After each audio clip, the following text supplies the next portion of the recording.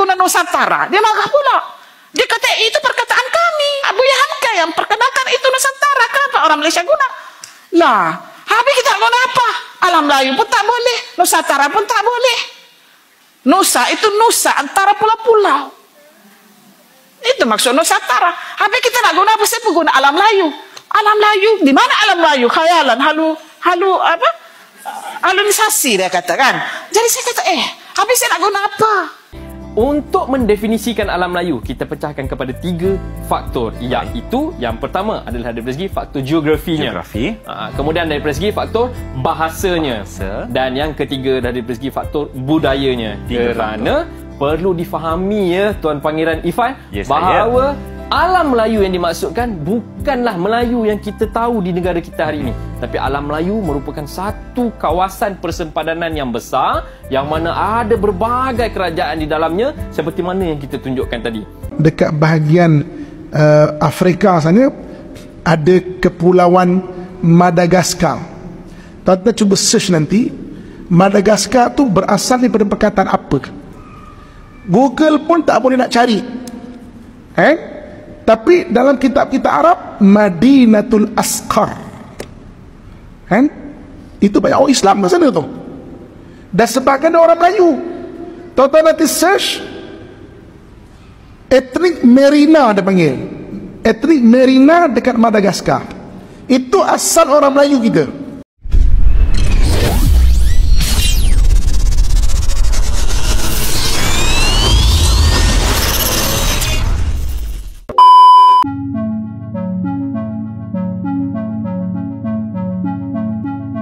Ada komentar netizen Malaysia yang level ngacoknya udah bukan kaleng-kaleng. Contohnya yang satu ini. Semenanjung itu pusat Melayu lah. Dan Melayu bukan hanya di hujung Semenanjung. Melayu jangkau sampai ke Bangkok dan Champa, Vietnam. Melayu bukan asal dari Sumatera. Melayu Sumatera pun asal dari tanah besar yang datang ke Sumatera. Tiadalah orang Malaysia ini semuanya tahu Melayu itu kerajaan Kepulauan Melayu Nusantara. Kerana sejarah bangsa Melayu telah dibukukan di sekolah rendah hingga universiti. Kamu cuma buat fitnah kerana mahu buang Melayu dari sejarah Indonesia. Tapi kalau Malaysia perkenalkan budaya Melayu Nusantara, terus kamu kata kami klaim budaya Indonesia. Takkah bodoh itu namanya? Lucu ya? Dikit-dikit klaim. Dikit-dikit Nusantara. Dikit-dikit buku sejarah Malaysia.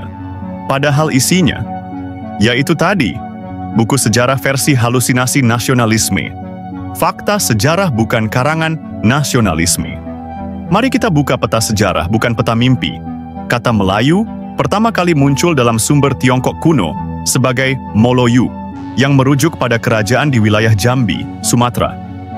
Bukan di Johor, bukan di Selangor, dan jelas bukan di Kuala Lumpur yang saat itu masih hutan belantara.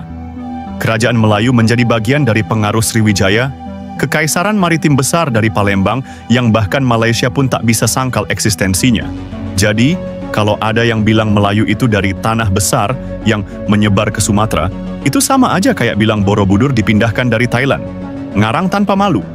Mengaku Nusantara, tapi tak tahu batasnya. Ketika orang Indonesia bilang, budaya ini dari Indonesia, mereka langsung panik, itu budaya Melayu Nusantara. Tapi anehnya, waktu kita sebut, Bugis bukan Melayu, Batak bukan Melayu, Bali bukan Melayu. Mereka jawab, tak faham kamu, semua itu cabang Melayu. Melayu itu bangsa. Nah loh, sekarang kita tanya, Batak pakai sistem marga, bukan adat Melayu. Minangkabau matrilineal, Melayu patriarki. Bugis punya budaya pelaut dan sistem Siri Napace. Jawa punya keraton, kosmologi Hindu-Buddha, dan aksara sendiri. Apa logikanya semua itu dibilang Melayu hanya karena pakai bahasa pasar Melayu? Kalau gitu, Singapura dan Brunei juga harusnya nyembah ke Riau dong, tempat asal bahasa itu berkembang. Buku sejarah Malaysia, buku ilusi nasionalisme.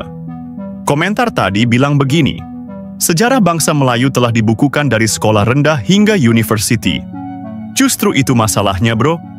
Kamu belajar dari buku sejarah Malaysia yang isinya glorifikasi Melayu sebagai pusat dunia.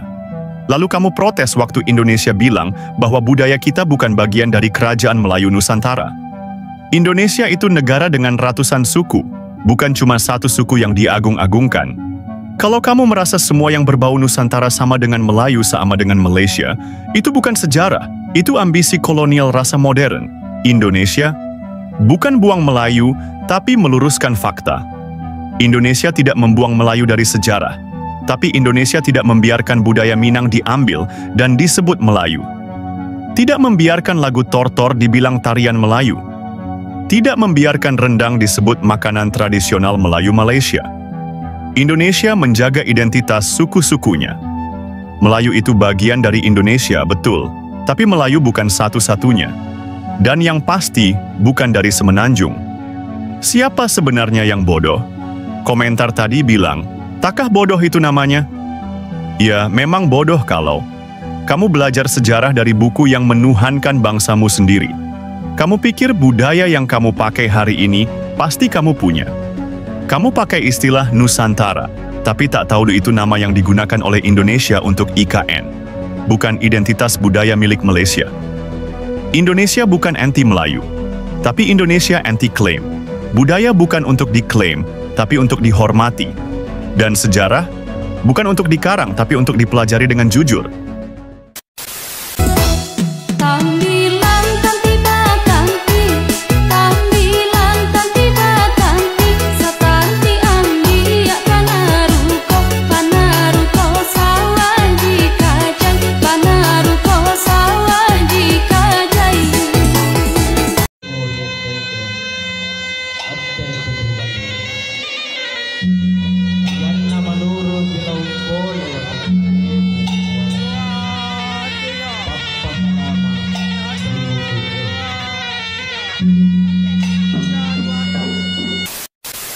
Kita guna Nusantara, dia marah pula.